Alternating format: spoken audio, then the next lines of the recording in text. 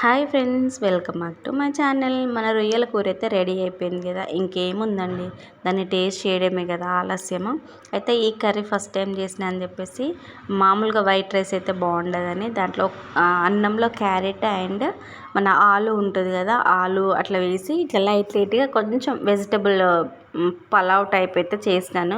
చూడడానికి అయితే చాలా బాగా అనిపిస్తుంది. ఇంకా ప్లేట్లో అన్నం కూర పెట్టుకున్నాక వెయిట్ చేస్తామో చెప్పండి, గబ్బా గబ్బా 4 ముద్దలు తినేసిన. తినేయంగానే అమ్మయ్య అనిపించింది. కానీ కర్రీ అయితే నాకైతే చాలా బాగా నచ్చింది. ఫస్ట్ టైం చేసిన. ఏమైనా చిన్న చిన్న మిస్టేక్స్ ఉండొచ్చు. మెయిన్గా ఆయిల్ ఎక్కువ అవడం, కారం తక్కువ అవడం. నాన్ వెజ్లలో కారం ఎక్కువ ఉంటేనే సూపర్ ఉంటుంది.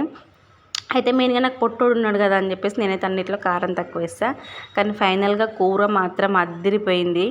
నాకైతే ఈ వాయిస్ ఓవర్ ఇస్తుంటే కూడా నోట్లో నీళ్ళు ఊరుతున్నాయి. సూపర్ అంటే సూపర్. Like and subscribe.